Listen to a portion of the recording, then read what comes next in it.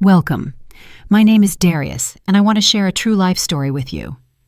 When Dr. Marcus Oakley frowned during the exam and carefully asked who had treated her before him, Elaine simply replied that it was her husband. He was a gynecologist too, but the doctor went silent. He set his instruments aside and told her she needed immediate lab work because what I'm seeing inside shouldn't be there. His tone made her heart sink with dread. She didn't yet understand exactly what had so alarmed the experienced specialist. In that moment, her familiar world, where Sterling was not only a loving husband but a trustworthy doctor, cracked for the first time. Elena sat in the chair, trying not to think about how strange the doctor's question had sounded.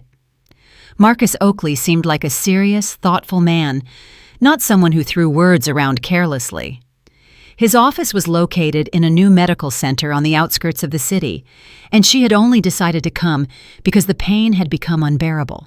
For the past 6 months, she had been suffering from sharp spasms in her lower abdomen that came in waves, forcing her to double over.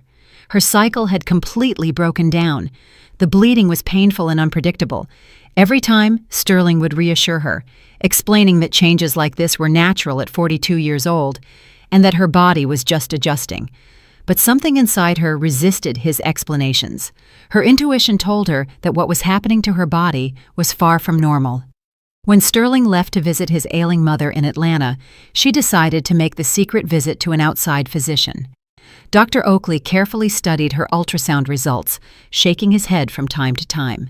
His face remained professionally neutral, but Elaine noticed the muscles in his jaw tighten. The doctor changed the sensor angle several times, trying to get a clearer image. Finally, he put the device down and turned to her. There was something in his eyes that made her instinctively clench her fists. It wasn't just professional interest, it was closer to shock at what he'd seen. "You said your husband has been treating you for 5 years?" he asked, wiping his hands with antiseptic. "And what exactly has he been prescribing you this whole time?" Elena tried to remember. It was usually hormonal pain medication and occasionally anti-inflammatory suppositories.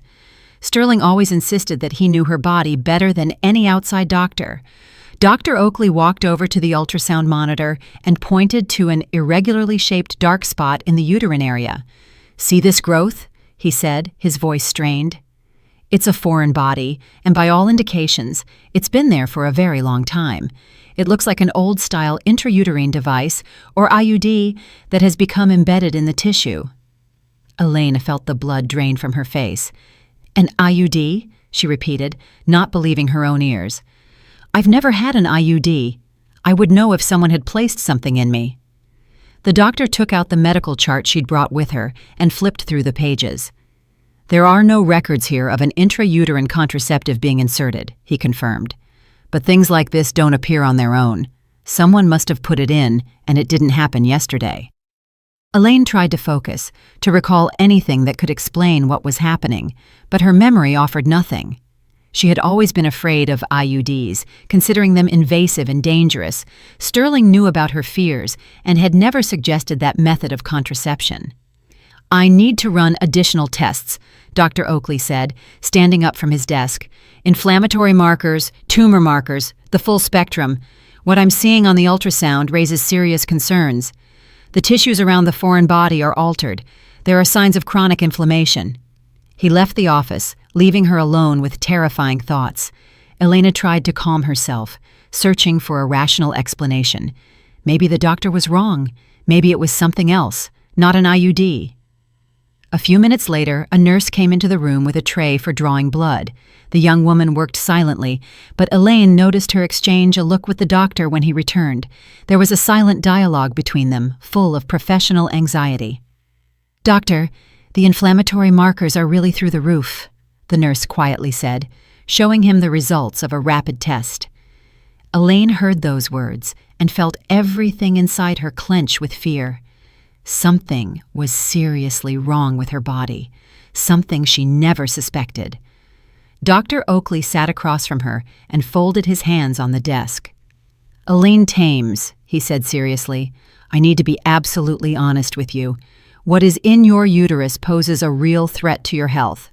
It is not just a foreign body. It is a source of chronic inflammation that could have provoked severe tissue changes.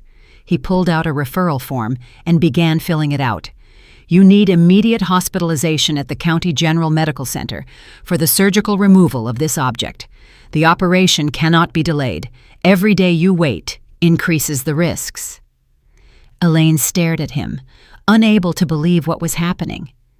Just this morning, she was a regular woman with chronic pain, and now she was being told about urgent surgery and serious risks. How could this happen? How could she not know what was going on inside her own body? And one more thing, the doctor added, handing her the referral. Given the circumstances under which this foreign body may have ended up in your system without your knowledge, I strongly recommend you contact law enforcement. What happened to you may qualify as a felony. Those words sounded like a death sentence. Elaine took the referral with trembling hands, still not fully grasping the magnitude of what she was facing. A crime. Who could have committed a crime against her? Who had access to her body when she was vulnerable? A single thought, terrifying and impossible, was already beginning to form in the depths of her mind. A thought she was reluctant to entertain, but which explained everything. The thought that the person she trusted most in the world might have betrayed that trust in the most monstrous way. Leaving the medical center, Elena felt the world she had lived in for the past 15 years collapsing. A world where Sterling was a loving husband and a caring doctor, where their marriage seemed solid and dependable. Now, that world was cracking, and she dreaded imagining what would be revealed when it finally crumbled. The operating room at the County General Medical Center was flooded with bright light. When the surgeon, Dr. Vernon Harmon, began to extract the foreign body from Elena's uterus, what he saw made him freeze for a moment with his instruments in hand. The IUD, blackened with time, was so tightly embedded in the tissue that its removal required extreme caution. The device's metallic arms were literally cutting into the uterine walls, leaving traces of necrosis and inflammation. "Good grief," he muttered, carefully examining the extracted object. "This is a Seraph IUD. They were banned for use over 10 years ago because of their high cancer risk." The assisting nurse handed him a sterile container, and the surgeon placed the IUD inside. Even beneath the layer of biological buildup, the distinctive shape of the device was visible, a device once hailed as a revolutionary contraceptive method. Dr. Harmon continued the operation, thoroughly cleaning the damaged tissues and stopping the bleeding. The inflammatory process had affected a significant area, and in some places the tissues looked suspicious. He took several samples for a pathology report, understanding that the results might be extremely unfavorable. 8 years of a cancer-causing device being in her body could not have passed without consequence. When the surgery was over, the surgeon personally escorted the patient to the intensive care unit. Elaine slowly came to after the anesthesia. Her mind gradually cleared. The first thing she saw when she opened her eyes was the concerned face of Dr. Harmon leaning over her bed. "The operation was a success," he said softly, but his tone held a warning. "We removed the foreign body. But what we found raises serious concerns." He showed her a clear container with the blackened IUD inside. "The device has a serial number, N3847. We'll definitely run it through the database to find out where it came from." Elena looked at the piece of metal that had been poisoning her body for 8 years and couldn't believe the reality of what was happening. The IUD looked sinister. Its surface was covered in a dark film, and the sharp edges had clearly traumatized the surrounding tissues. How could something like this have ended up inside her without her knowledge?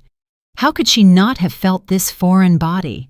Dr. Harmon explained that old-style devices were often inserted without adequate pain relief, and patients might not remember the procedure, especially if it was performed under general anesthesia during another surgery.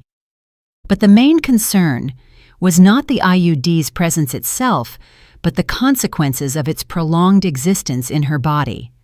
The Seraph IUD was taken off the market precisely because of its ability to cause malignant tumors. A few hours later, a woman in a severe suit entered the room and introduced herself as Detective Nia Blount. She took out a recorder and a notebook, settling into a chair beside the bed. Her appearance meant the case had gained official status, that what happened was being treated as a possible crime. "Aline Thames," the detective began, "I need to ask you a few questions about how this device might have ended up in your body. Did your husband have access to your medical chart? When was the last time you were under general anesthesia?"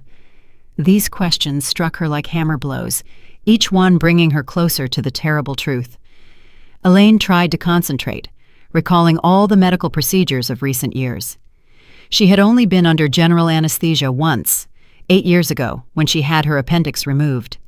At the time, Sterling insisted that the surgery take place at his private practice, not the city hospital. "Why would you need outside doctors?" he'd asked. "I'll supervise everything myself. I'll be there every step of the way." The detective carefully recorded every word, clarifying details from time to time. Who else was in the operating room? How long did the surgery last? What was the post-operative period like? Elaine answered mechanically, but with every question a terrible suspicion grew in her soul. Sterling had indeed controlled everything. He had been there from start to finish. Detective Blount explained that inserting an IUD without a patient's consent qualifies as a serious crime against the person, especially considering the device used was known to be hazardous to health. The maximum penalty for such actions could be up to 10 years in federal prison. The next day, the hospital room phone rang. It was the Medical Records Laboratory. The voice on the line sounded official and dry, but the information was like an electric shock. The IUD, with serial number N3847, was registered as having been disposed of on March 15th, 8 years ago, at the very women's health practice managed by Sterling Thames. Detective Blount, who was present during the conversation, immediately contacted her colleagues to obtain the disposal records. Elaine lay in bed, feeling the last hope that this was all a terrible misunderstanding crumble. The facts stacked up into a horrifying portrait of betrayal by the man she had entrusted with her life. Dr. Harmon returned with the results of the urgent pathology report, and his face was grim. Tissue samples taken during the operation showed the presence of atypical cells, characteristic of a pre-cancerous condition. Stage 3 dysplasia required immediate additional treatment and permanent oncological monitoring. "This is a direct consequence of the long-term exposure to the carcinogenic device," the surgeon explained. "If the IUD had remained in your body for another year or two, we would be dealing with advanced cancer. You were incredibly lucky that you went to Dr. Oakley when you did." His words sounded like a death sentence, not only for her health, but for her marriage. Elaine asked for her phone to call Sterling and tell him what had happened, but when she dialed his number, an unfamiliar woman answered. "Hello, who is this?" a woman's voice asked with a slight irritation. "Sterling is busy right now. He's taking care of a sick patient." Elena silently hung up, realizing her husband's deceit stretched far wider than she could have imagined. Detective Blount received copies of the documents from Sterling's practice via fax. According to the medical device disposal log, IUD N3847 had been written off as defective and subject to destruction.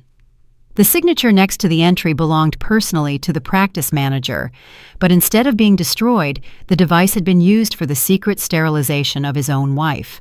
Detective Blount explained to Elena that they now had enough evidence to open a criminal case. Witness testimonies, medical records, expert analysis results, everything pointed to the deliberate actions of Sterling Thames. All that remained was to obtain his confession or find additional clues confirming the motive for the crime. Elena lay in the hospital room, staring at the ceiling and trying to grasp the scale of the betrayal. The man she had lived with for 15 years, whom she had entrusted with her body and soul, was capable of monstrous cruelty. He wasn't just lying to her. He was methodically destroying her health, depriving her of the ability to have children, and exposing her to the risk of cancer. But the most horrifying realization was that all this time, Sterling had been playing the role of a loving husband and doctor. He comforted her when she complained of pain, prescribed treatment that couldn't possibly help, knowing perfectly well the true cause of her suffering. Every consolation, every explanation about age-related changes was a cynical lie. Now she had to fight not only for her health, but also find the strength to confront the man who had been the center of her world for so long. Ahead lay the court, the investigation, the need to prove what seemed incredible, even to herself. But most importantly, she had to find the answer to the question that tormented her the most. Why did Sterling do this? What compelled him to commit such a crime against his loving wife?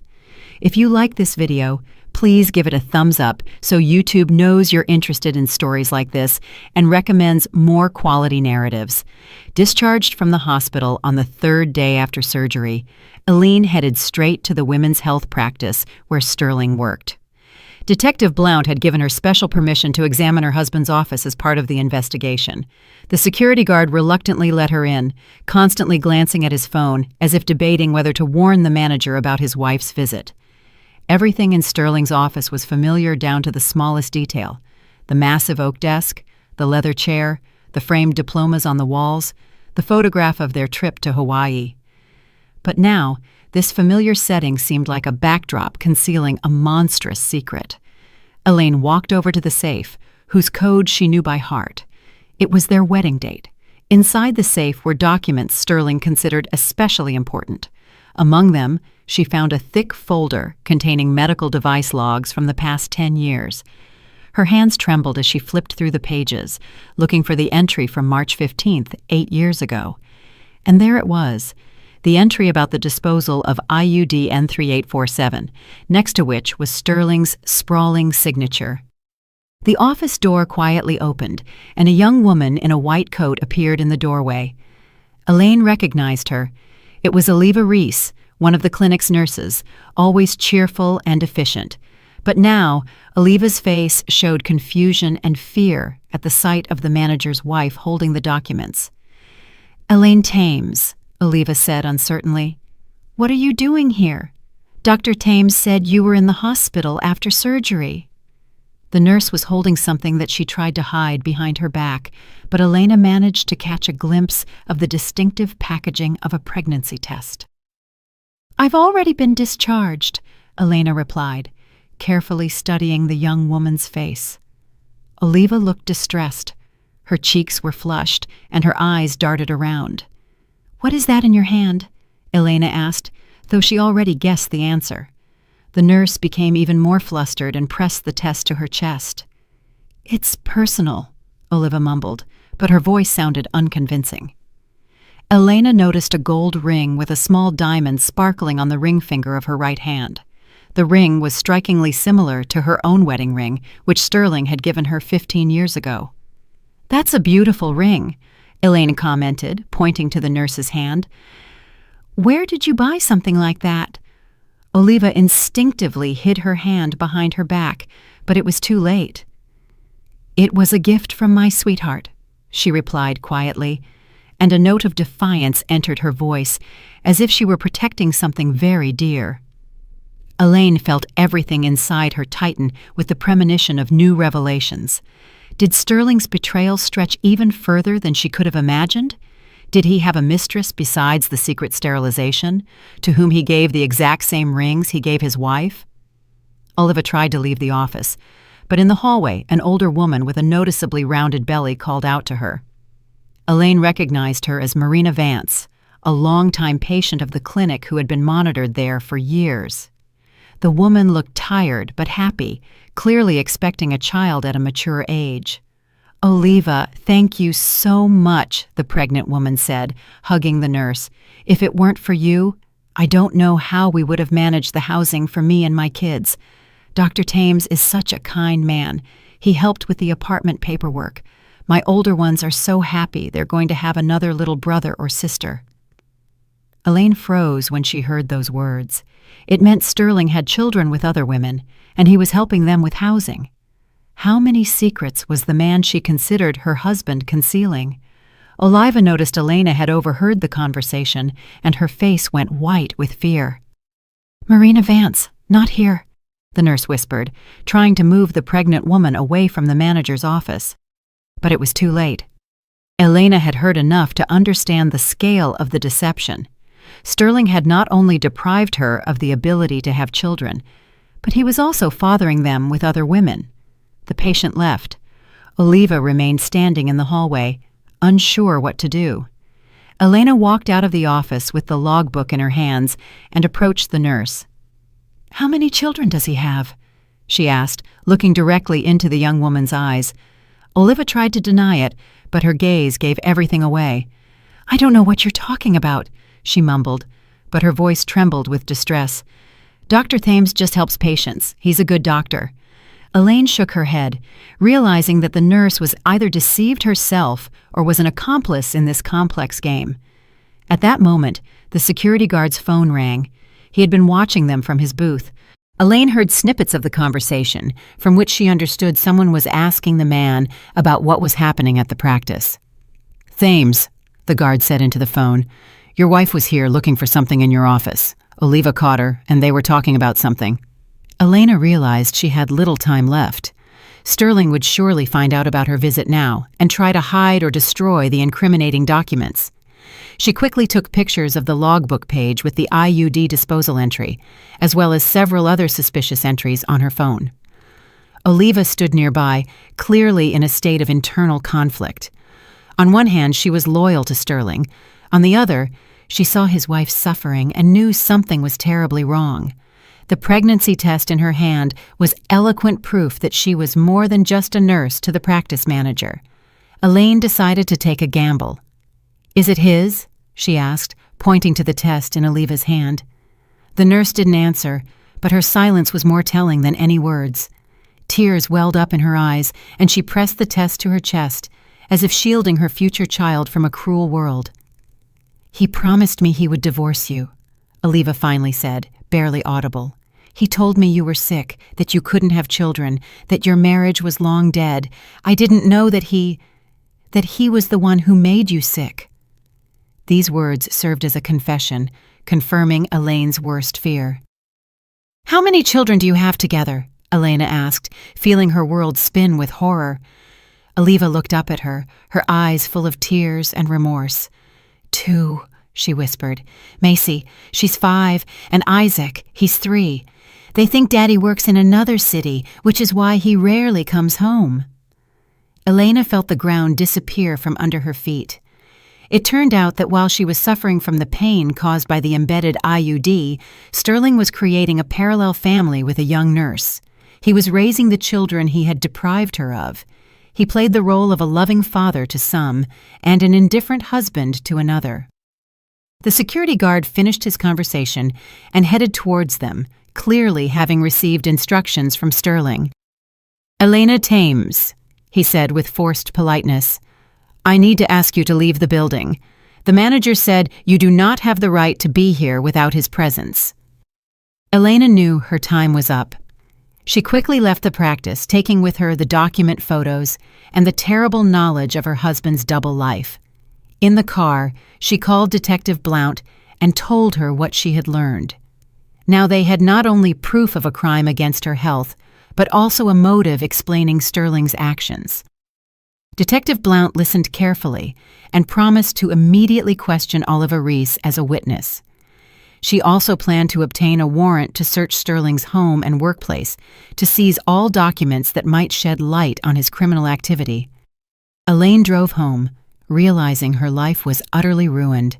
The man she trusted most in the world was capable of monstrous betrayal. He had not only deprived her of her health and the possibility of motherhood, but had also deceived her for years, building a family with another woman. Now she had to find the strength for a final confrontation with the man who had been the center of her world for so long. Ahead lay the court, the exposure, the need to prove what seemed unbelievable. But most importantly, she needed to learn to live again, free from illusions about the love and loyalty of the man who had betrayed her in the cruelest way.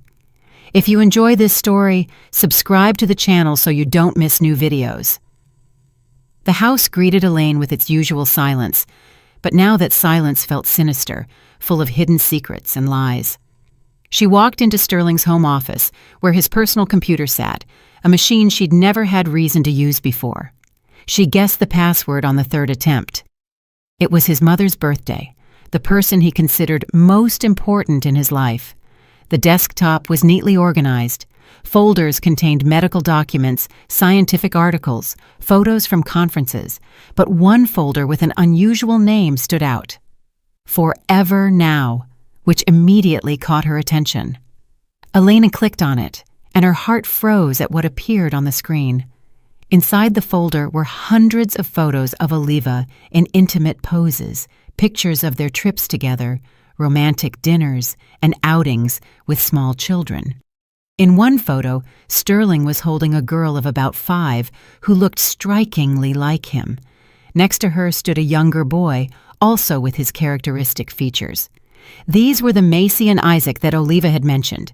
But the most terrifying discovery was the correspondence that spanned over 5 years. Elena opened the message file and started reading, feeling everything inside her constrict with horror with every line.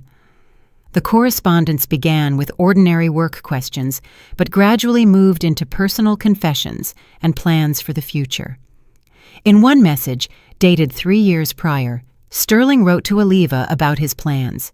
"Don't worry, darling, I solved the problem with Elaine once and for all. I gave her a little gift during her appendectomy. She definitely won't be having kids now, and we can be together without any more questions about heirs." Elena reread the message several times, unable to believe her own eyes. It meant Sterling had coldly planned her sterilization, discussing it with his mistress, as if it were a routine work task. He hadn't just yielded to a momentary impulse during surgery. He had prepared for this crime in advance. The correspondence became even more cynical. Sterling told Oliva how he comforted his wife when she complained of pain, how he prescribed useless treatment, knowing the true cause of her suffering.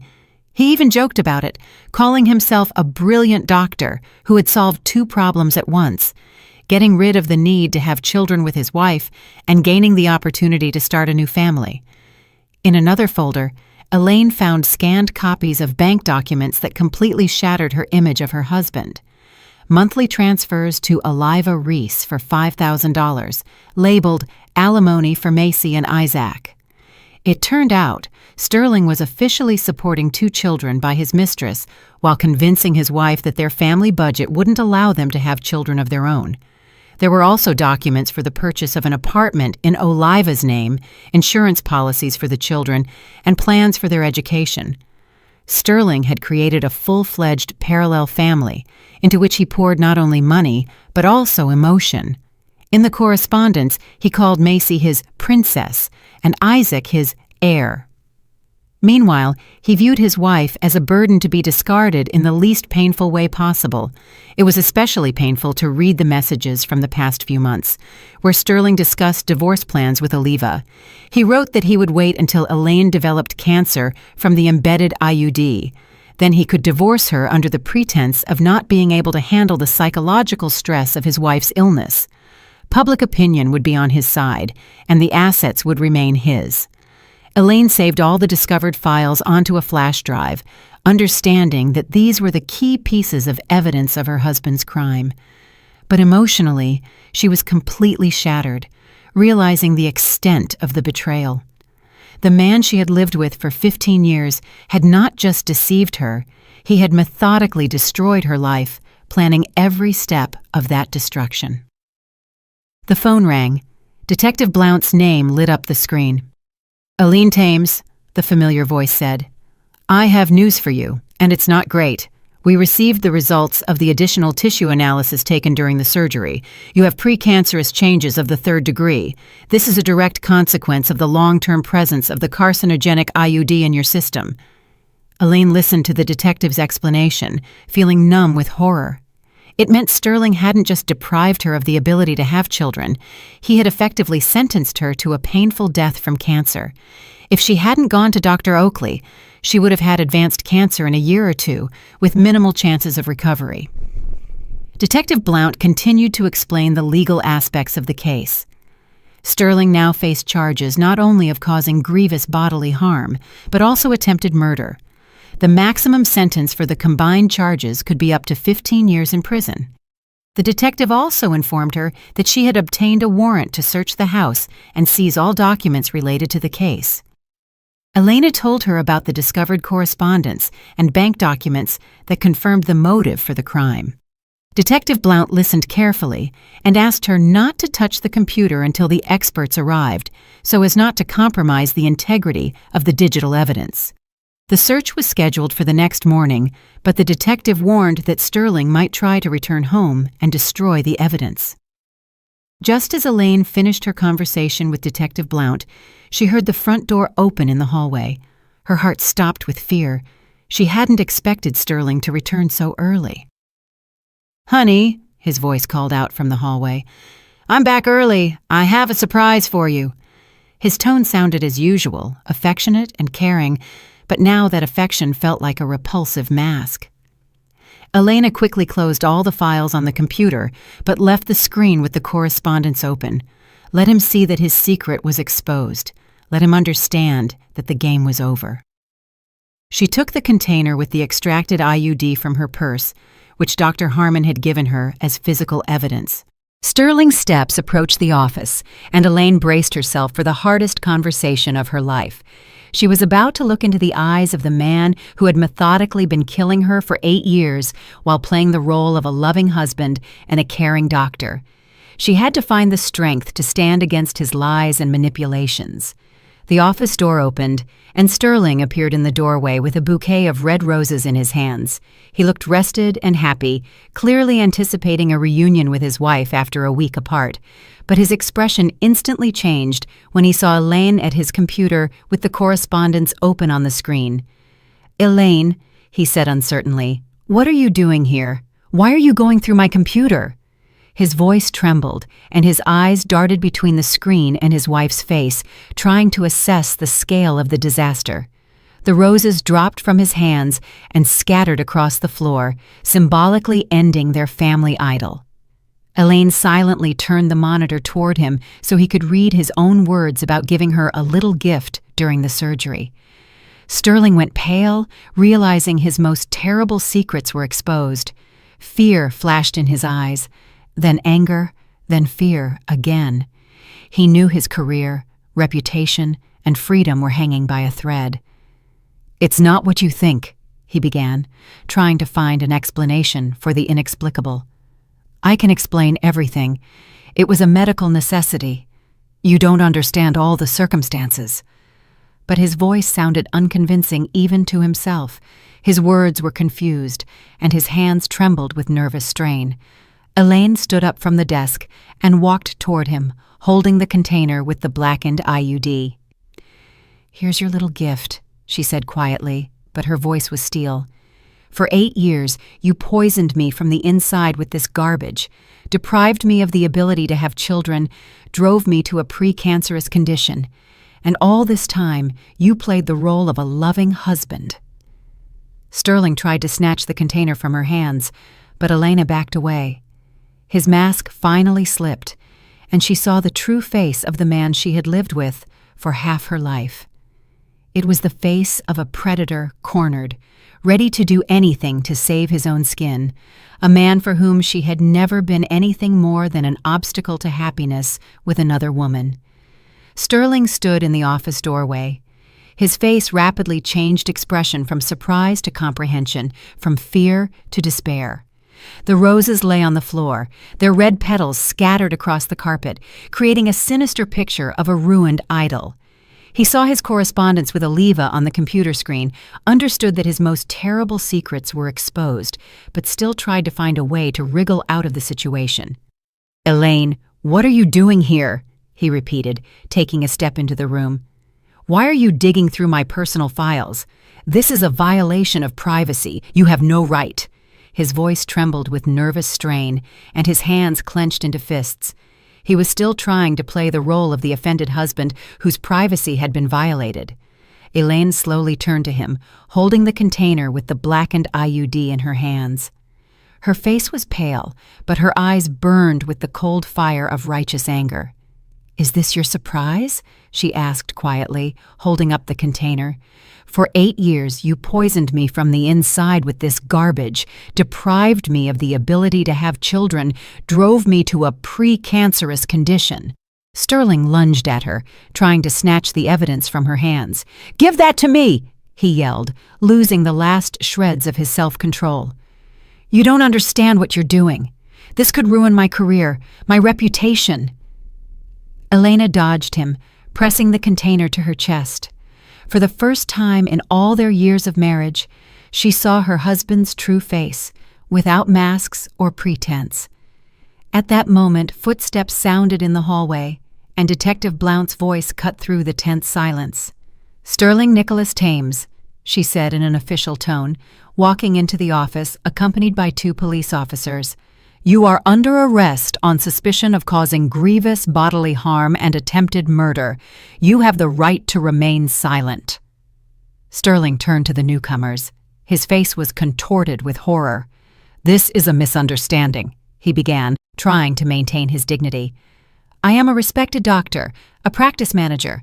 I have an impeccable reputation. You can't arrest me based on the delusional accusations of my mentally unstable wife." Detective Blount pulled out handcuffs. Her face remained professionally impassive.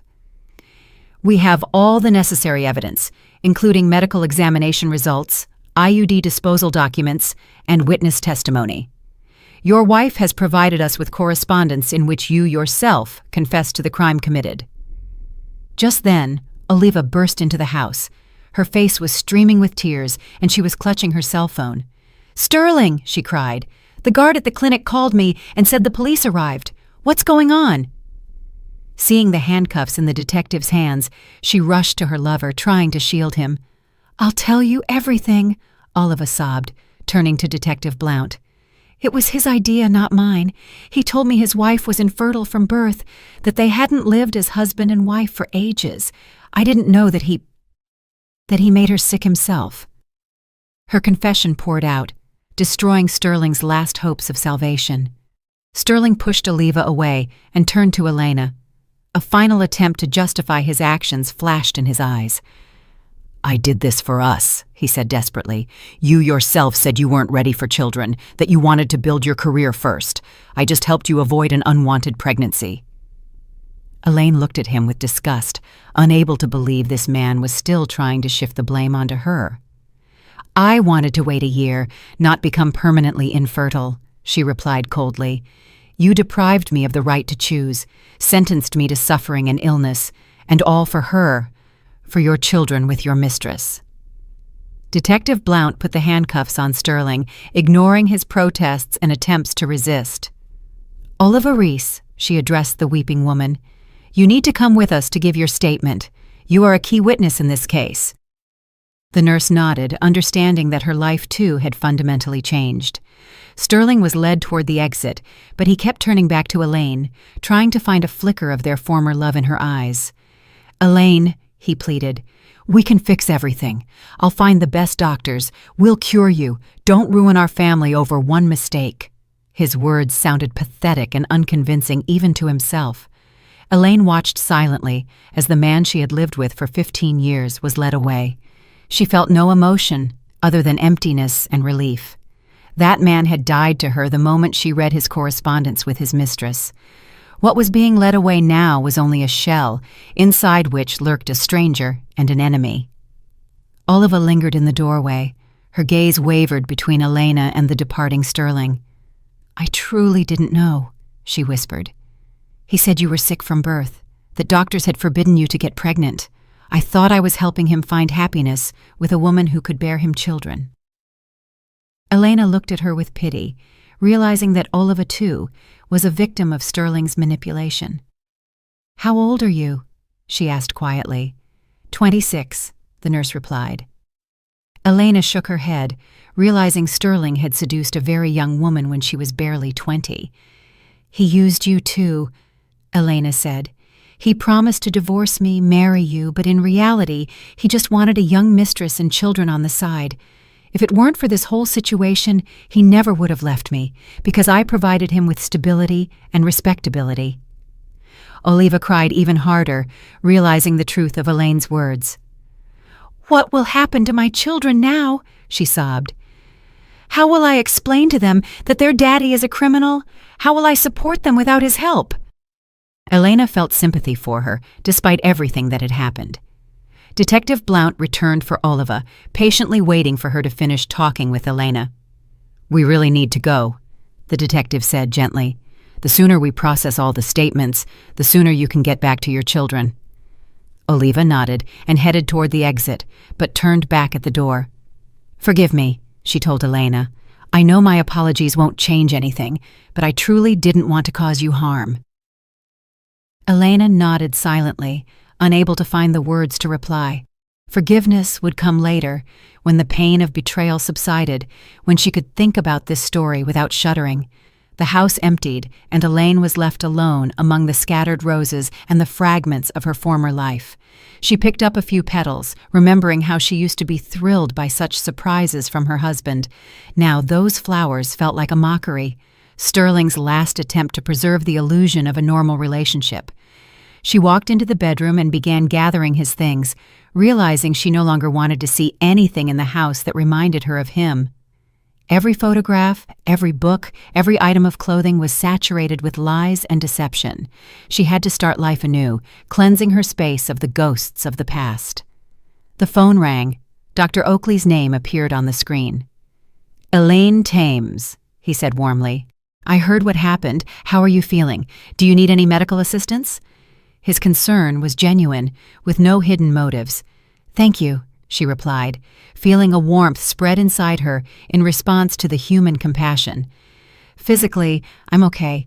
Emotionally, I suppose that will come with time." Doctor Oakley offered her psychological support and regular checkups to monitor her health after the IUD removal. Hanging up, Elaine went out onto the balcony and looked at the city spread out below. Somewhere in a detention center sat the man who had been slowly killing her for 8 years. Tomorrow, the trial would begin, with interrogations, expert analyses, and public discussion of the most intimate details of her life. But she was ready to go through it to achieve justice and to warn other women against a similar fate. I recommend listening to these 2 stories you see on the screen. I'm sure you'll like them. And in the comments for this video, you'll find a link to a collection of the best stories from around the internet. Thank you for watching. The county courthouse was filled with reporters, Sterling's colleagues from the medical community, and merely curious people drawn by the high-profile case of a doctor who had mutilated his own wife. Elena sat in the front row, trying not to pay attention to the whispers and curious stares. In the months since the investigation, she had learned to tune out public attention, focusing on the main goal, achieving justice. Sterling, in the defendant's dock, looked drawn and aged. His once polished appearance had been replaced by a sickly pallor and nervous tics. His lawyer whispered something in his ear, but Sterling stared into the void, as if he still couldn't believe what was happening. His reputation was ruined, his career was over, and ahead loomed the prospect of many years behind bars. Judge Ava Jenkins, a middle-aged woman with a stern face, opened the session and gave the floor to the state prosecutor. The prosecutor methodically laid out the circumstances of the case. Each fact sounded like a hammer blow to the defendant's reputation. The secret insertion of a carcinogenic IUD, years of deception, the parallel family, the cynical correspondence with his mistress. The first witness called was Oliva Reese, who entered the hall pale and trembling. Her pregnancy was clearly visible. Her rounded belly added drama to her testimony. She sat in the witness chair, not daring to look at Sterling, who stared at her with pleading eyes. "Please tell the court about your relationship with the defendant," the prosecutor requested. Oliva spoke softly, but her words were distinctly heard in the ensuing silence. "He told me his wife was infertile from birth, that doctors had forbidden her to get pregnant due to genetic abnormalities. I believed him. I thought I was helping a good man find happiness." She recounted how Sterling promised her a divorce from his wife and an official marriage, how he planned their future together with their children. "He said he deliberately made his wife sick so she wouldn't claim the assets in the divorce," Oliva confessed, and a murmur of outrage passed through the hall. He said it would be better for everyone, that she wouldn't suffer through a divorce. Sterling's lawyer attempted to discredit Oliva's testimony, hinting at her vested interest in the outcome of the case. But the young woman steadfastly answered all the questions, providing specific dates and quoting messages from the correspondence. Her sincerity was evident even to the most skeptical jurors. The next witness was Dr. Oakley, who spoke of his suspicions from Elena's very first examination. The experienced physician couldn't help but notice that the patient's symptoms did not match the diagnoses her husband had given her. The inflammatory process was too localized, and the pain too specific for ordinary age-related changes. Surgeon Dr. Harmon demonstrated the extracted IUD to the court, explaining why devices like the Seraph had been banned from use. The carcinogenic properties of the alloy had been proven by numerous studies. This was why all such products were subject to mandatory disposal. Inserting such an IUD was tantamount to slowly poisoning the patient. A forensic expert read out the results of the analysis of Sterling's computer, confirming the authenticity of the correspondence with Oliva. The digital trail left no doubt that the messages were not fabricated. Especially compelling were Sterling's own confessions about how he solved the problem with his wife during the appendectomy. The medical expert announced the conclusion on the victim's health. The defendant's actions led to Elaine Tames's irreversible infertility and the development of a precancerous condition which, without timely intervention, would have progressed to stage 2 cancer. 8 years of a carcinogenic device being in her body caused irreparable harm to her reproductive system. When Elaine herself was given the floor, she stood up and slowly approached the podium. The courtroom fell silent. Everyone awaited her testimony. She was silent for a long time, collecting her thoughts, and then began to speak in a calm, even voice. "I entrusted this man with my health, my life, my love. For 15 years, I considered him the closest person on earth." Her voice didn't tremble, but every word was filled with pain and disappointment. "He used my love and trust. He used his professional knowledge as a weapon against me. For 8 years, I suffered in pain, not knowing the cause, and he comforted me, knowing that he himself was the source of my suffering." Elaine told the court how she had planned motherhood, how she dreamed of children, how she blamed herself for her infertility. "Now I know I will never be a mother," she said, and for the first time her voice cracked. "He deprived me of that right. He made the decision for me, disposed of my body as if it were his own property." She spoke about the years of deception, her husband's double life, and the children he was raising with another woman while his wife suffered the consequences of his crime. "The most terrible thing is not the physical pain, but the realization that the person you trust the most is capable of such cruelty." When Elaine finished her speech, there was absolute silence in the courtroom. Many women in the audience were crying, imagining themselves in her place. Even some of the jurors couldn't hold back their emotions, listening to the story of years of suffering and betrayal. Sterling's lawyer tried to present his client's actions as a medical mistake, the result of stress and professional burnout. But his arguments sounded unconvincing against the backdrop of clear evidence of deliberate intent. The correspondence with his mistress left no doubt that his wife's sterilization had been meticulously planned. Sterling himself refused to testify, limiting himself to a formal acknowledgement of the factual circumstances of the case. He sat with his head down, not daring to look his former wife in the eye. His silence was more telling than any excuse. The judge retired for deliberation, which lasted several hours. When the session resumed, Judge Jenkins read the verdict in a strict, official tone. "Sterling Nicholas Thames is found guilty of causing grievous bodily harm, committed with particular cruelty, and is sentenced to 7 years of incarceration in a maximum security prison. Additionally, the court permanently revoked Mr. Thames's medical license and ordered him to pay Elaine Thames a $500,000 compensation for moral damages. He must also reimburse all costs for the victim's treatment and rehabilitation." Sterling was led away in handcuffs. He never looked up at Elaine.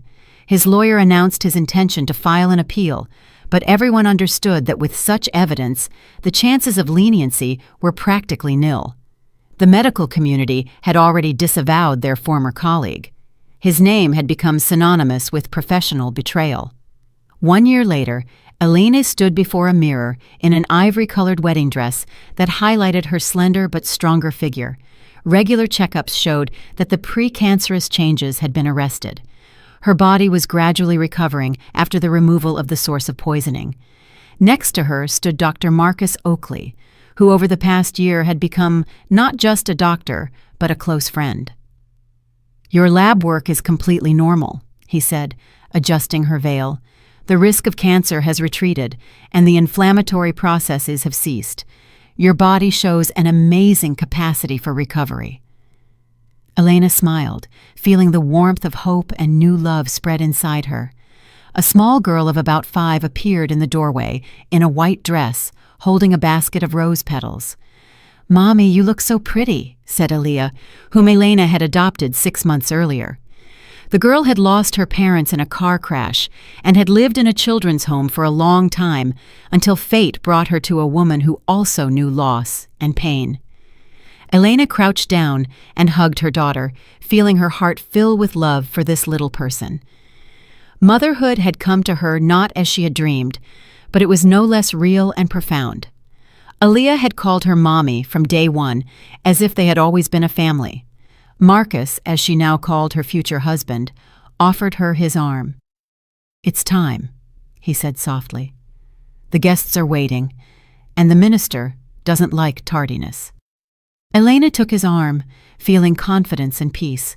Ahead lay a new life, built on honesty, trust, and real love. Leaving the house, she turned and looked at the windows of the apartment where years of deception and suffering had passed. Now, it was just a building, stripped of its power over her emotions.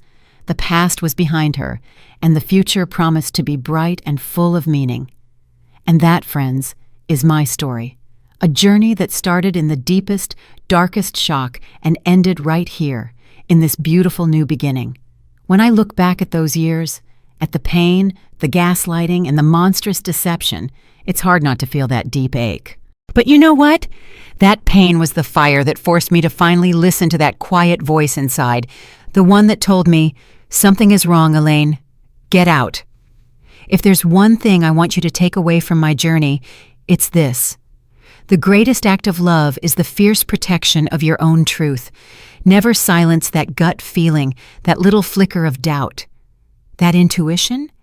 It's your internal compass, more reliable than any oath or wedding ring. Sterling tried to extinguish my light, my ability to choose, my health, and my chance at motherhood.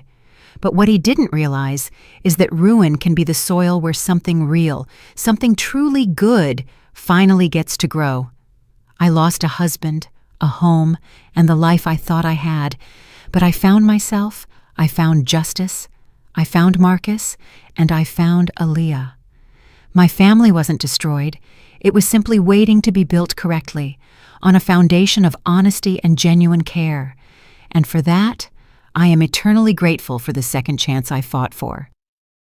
Life can be brutal, but it is also brilliantly, gloriously kind when you stand up for yourself. Hold on to hope, because even after the deepest betrayal, the sun absolutely rises again. If you feel the same way I do, and you enjoyed my story, show it by giving this video a like. Let's see our numbers. I'm curious, what city are you listening to me from, and at what time? Write it down in the comments. If you'd like to support me on my journey, you can send me a small donation. Thank you for listening and for sharing your precious time with me. For more life stories like this, check out the other videos on my channel and subscribe. There are 2 new life stories on the screen that I'm sure will interest you. Click one to start listening right away. With love. If you liked my story and want to hear more, go ahead and subscribe to my channel. If you'd like to support me, you can do it through Super Thanks. It would mean a lot. In the comments, tell me which city you're watching from and what time it is so I can see how far my story reaches. I've added 2 more life stories on the screen just for you. Click one now and let's keep spending time together. Much love.